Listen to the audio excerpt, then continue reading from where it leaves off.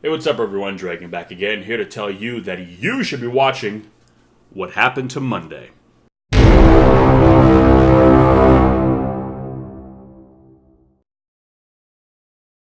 So, What Happened to Monday is a 2017 Netflix film that essentially takes place in a dystopian future where the human population has kind of grown out of control.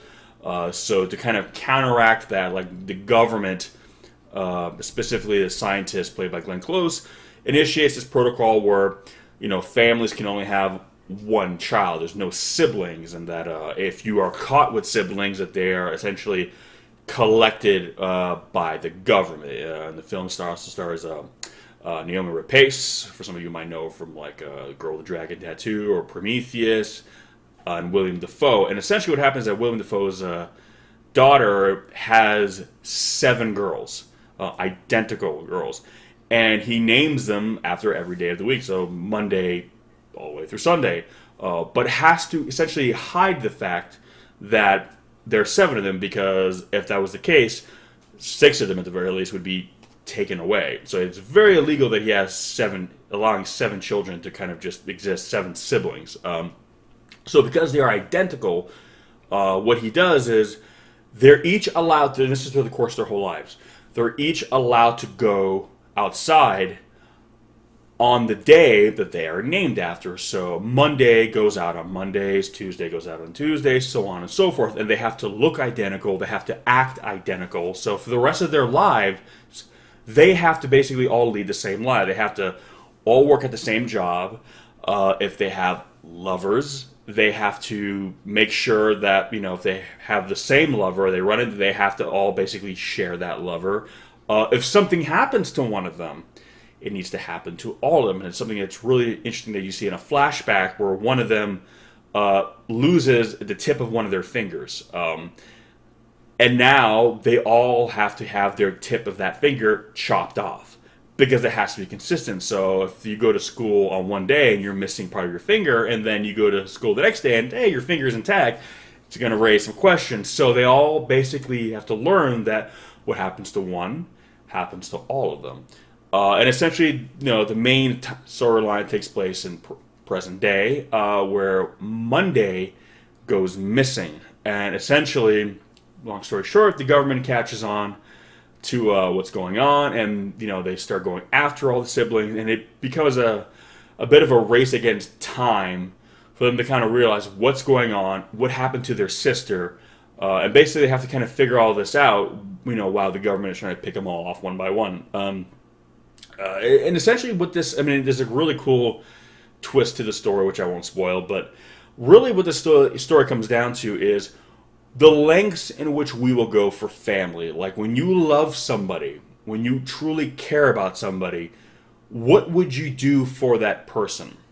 And what would you do to others for that person? And it really forces you to kind of look at yourself and take stock in yourself and ask you, what you are capable of versus what you think you're capable of. We all like to think that, we would never stab someone in the back, we would never hurt people we care about.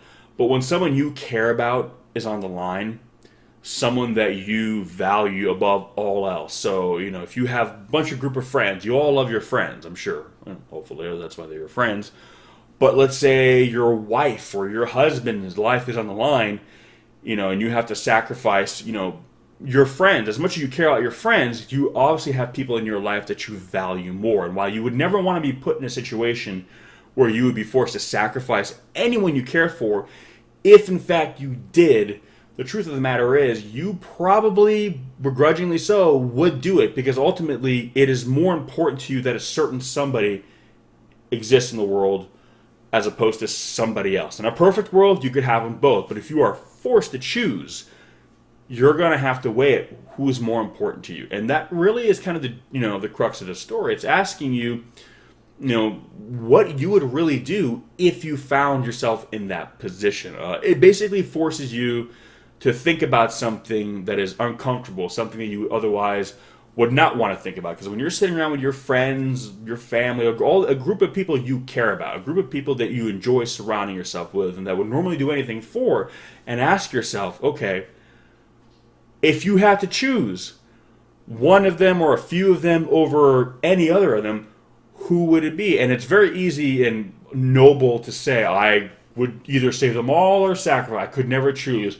Realistically, deep down, whether you want to acknowledge it or not, you know that's not true. You know there is someone sitting around that table that is more important to you than perhaps the person next to them. And while you hope you are never in a position where you would have to bring that to the surface, imagine if you do find yourself in that position. With the toll it would take on you and with the lengths in which you would go to see that through. So it's, on the surface, seems like a very kind of cool, fun, futuristic, again, dystopian sci-fi story, but it tells a very kind of important story and forces you, the viewer, to ask yourself kind of a very difficult question of yourself, a question that maybe you've never consciously asked yourself, or something maybe you've kind of silently to yourself have asked, but nothing you've shared with anybody else. And also, the villain of the story, which is, very much, Glenn Close's character, the scientist who's kind of implemented this policy of no siblings, is very much, throughout the course of the story, vilified. But there is an interesting point at the end of the story where her character forces you, the world in the case of the story, but really you, the viewer, who has spent this entire journey vilifying her and hating her, to ask a very important question. Was she wrong? And when you get to the very, very end of the story, you'll see what I'm saying. You'll see what I mean. And you'll really have to ask yourself, was she really the villain? Or was she really the hero of the story? And at the same time, perhaps the biggest victim of them all. Because she was forced to shoulder a burden that really nobody should ever have to shoulder. And rather than passing it off to somebody else, which would be very easy to do, force somebody else to get their hands dirty, she took all the blood on her hands and never ever try to force this responsibility on anybody else. So again, you will go through this course of this film probably vilifying, maybe not, depending on your perspective of things, or maybe now have watched this recommendation first, it might kind of skew your perception a little bit one way or the other. But as a whole, your first instinct is to be like, nope, that's wrong, she's wrong, what she's doing sounds mean, and therefore my initial gut reaction is to not like it, and therefore not like her. But at the end of it, when she kind of poses this conundrum to all of you, you might realize that, wow, was it wrong that she did what she did?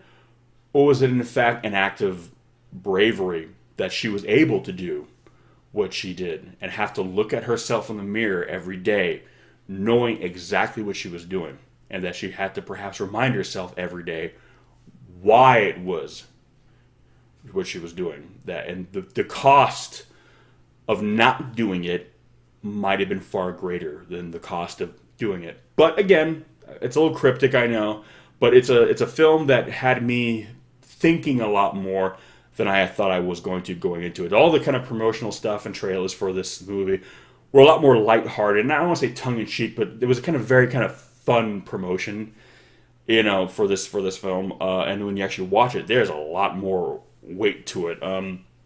Naomi Rapace does a fantastic job of playing 7 different people and making them all feel like 7 different people. I mean, granted, they do a lot of different things where sometimes she has one colored hair, some of them has long hair, one of them has short hair, so she doesn't look like identical, but she captured different personality traits, different moods, different kind of character quirks. So they all felt like different people. And you basically, at least for me anyway, I started to really feel like, well, they just found 7 sisters that are all identical to play this role. And you realize that she was essentially having to act off probably nothing for the most part.